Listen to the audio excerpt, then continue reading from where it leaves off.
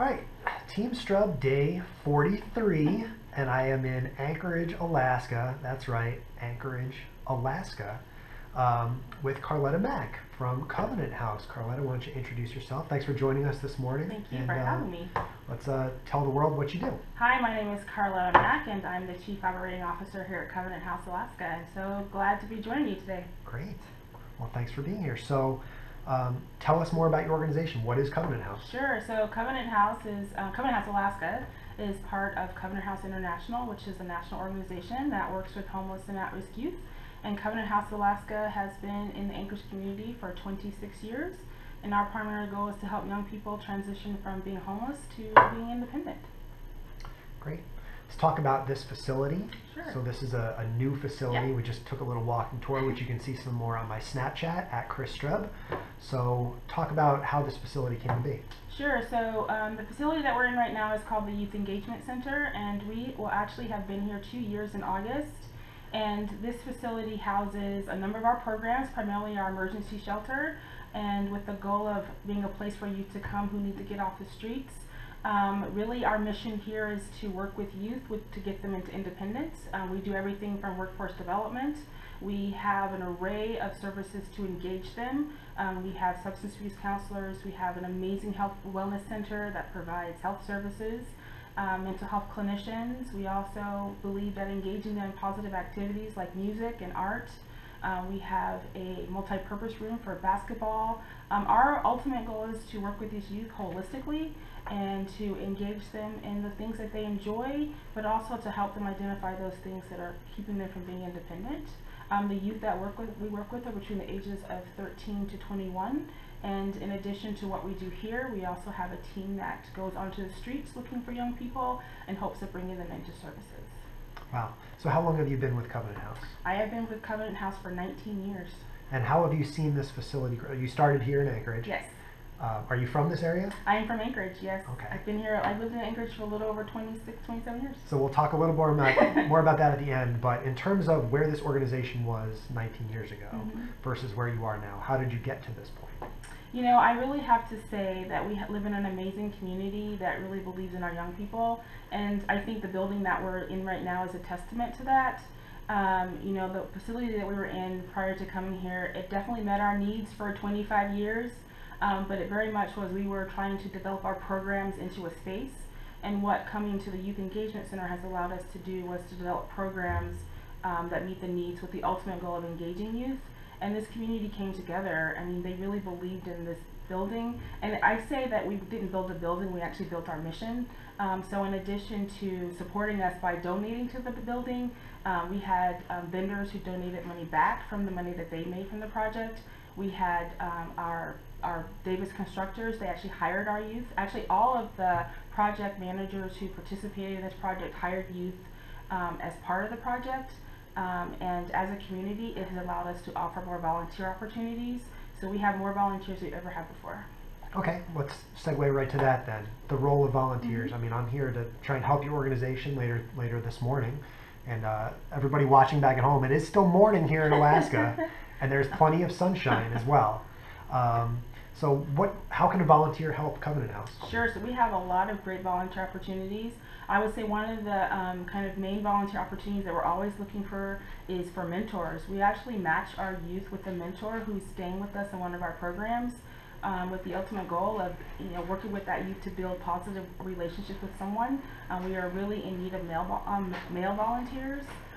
We have volunteers in our Rites of Passage program and our Passage House program. Here at the Youth Engagement Center, we're looking for volunteers to come out and do art, to do music, to play basketball. We have volunteers who come in and just hang out with the young people, play games with them, take them out on trips. We have a variety of opportunities. Even if you like, sitting at the front desk answering phones, we could definitely use volunteers for that. Great, great. Let's talk about quickly the role of the different facilities. So you have this facility here, and then there's 2 other facilities around the Anchorage area. So our other 2 facilities are Passage House, which is a program for pregnant and parenting teens between the ages of 17 and 21. And then its kind of sister program is called Rites of Passage, and that is for individual youth between the ages of 18 and 21. And the goal of those 2 programs is to help you transition into independence. They can stay there up to 18 months. They do everything from learn life skills. They have to have jobs in order to be in the program. They pay rent to be in the program. It really is to kind of get them ready for to get into their own apartment. Great. Talk about the funding of the organization. Mm-hmm. You talked about the capital campaign to have this facility, beautiful, gorgeous facility. There's a rock climbing wall and smart boards, and like I'm blown away by this, having seen facilities in 20 other states already. Mm-hmm. So how does all this get funded? Sure. So one of the things that is great about Covenant House is that we are about 65 to 70% privately funded. And that really is a testament to the commitment that we have from our donors. Covenant House International does our direct mail piece annually for us, and all of the money that's raised in Alaska stays in Alaska. And then outside of the private money that we raise, then the rest of that is a combination of federal, state, and local grants. Okay, and you talked about Covenant House International. There's 21 other chapters of Covenant House. So talk about the collaboration between you and maybe some of the lower 48 or the rest of of North America here. How do you work with those other chapters? Yeah, Covenant House, what is great about having other sites that do the same mission is that it's a great opportunity to collaborate on developing the best practices and working with these youth. In addition to, of course, sharing the same mission, we also just share with each other the best practices, whether it's working with a young person that's dealing with substance abuse or mental health, but also making sure that, as an organization and as a mission, that we're doing the best for our young people. So we want to come together and make sure that we're delivering our mission. And just fundamentally, we talked about building to scale and the amazing growth that you guys have shown during your tenure here, but one big lesson we were speaking about a minute ago is how you learn to grow with the ability to grow even more. So talk about that lesson a little bit. Sure. So one of the great things about, I think, Covenant House in general is just the importance of collaboration. So when we were in the process of designing this facility, we actually reached out to other states to kind of see the best practices in the buildings that they were building, particularly youth-serving organizations. And one of the things that we learned was that we asked, what would you do differently if you could? And they said, make sure to have space for future development. So when we actually built this building, we actually planned for future development. So I think the great thing is that the developers actually, I call it the innards of the building. So all of it's already kind of built into this existing facility. All we would have to do is build the structure. So if we, down the road decide that we need to expand on transitional housing, or we want to do something different with the existing facility, we have the capacity to do that. And while we have a couple more minutes here, I wanted to drill into one really interesting aspect that I saw downstairs, the health facility. That you talked about making sure that you could meet all of the basic needs of any individual walking in here. So how important is it, for you guys to focus on that aspect of it? One of Covenant House's primary principles is immediacy and meeting the basic needs of the young people that come into our facility, and that includes wellness. That includes a very holistic approach, and that's health. So we are very fortunate to have on staff, for example, a full-time nurse practitioner. So when a young person walks in the door, her goal is to meet with them within 24 hours to basically have a health assessment and to identify anything that might be a barrier to them health-wise. And it's not just, Covenant House by no means wants to be their medical home. So what she does is she helps them to learn how to access services in the community. If they qualify for Medicaid, she helps them get onto Medicaid. If they need medication, she makes sure that they get their medication, because we all know that if you're not feeling well, the ability to move forward and to look for a job or to look for a place to live or even to work on your education, you're just not ready to do that. Great. And I'm going to press you with one more tough one. Sure. We're up here in the administrative arm of the building here, and between your office and between the CFO's office is your grant writer. So talk about how the role of your grant writers, plural, has really helped accelerate and formulate the growth that you guys have seen. Well, as I mentioned earlier, about 30% of our funding is grants, and that's a combination of federal, state, and local. And building relationships with your funders is important regardless of who the funder is. And so in addition to, of course, the federal, state grants, we also really pay attention to the foundations.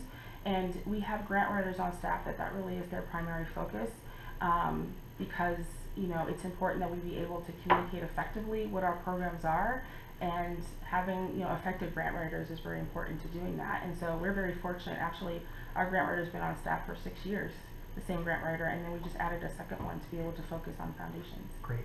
You said you're an Alaska native. I am, yeah. What is the best part of living in Alaska? The community. It's, I really enjoy the closeness. I like the fact that I can go to certain places and people know each other. It's a really tight community, and I think people really are invested in making Anchorage, a great place to live. So what's the one misconception from maybe the lower 48 that you get the most, when people come visit, for example, or you talk to them at conferences or whatever about Alaska, that you'd like to dispel here to the audience? Well, I think people have this immediate thing about the winter. Okay. That it is so cold, how do you possibly live in Alaska? One. Sure. And I want to say, yes, it's cold, but unfortunately last winter, I think the lower 48 got the bulk of our cold. Sure. But that it's not as bad as you think it is. I mean, there's a lot of things that you're able to do, particularly if you enjoy outdoor sports. Gotcha. But there's a lot of things to do for every level of person, regardless of what you like and don't like to do. Wonderful. Last one. Let's tell everyone where they can read more about Covenant House, both here in Alaska and maybe nationally. So our local website is www.covenanthouseak.org. Please also, you can like us on Facebook, and then our international is just covenanthouse.org. Carlette, it's been a pleasure. Thank you so much. Thank you so much for having me today. Such a pleasure to be here in Alaska. It's so exciting to check out a new state, and this really is one of the most beautiful facilities you'll ever see. So we'll put up some pictures on Facebook, on Instagram, on Snapchat, and I'm going to head over to the other facility today. Do some volunteering. Get some volunteer work in. It's not all fun and games here. So I'm going to put you to work now. All right.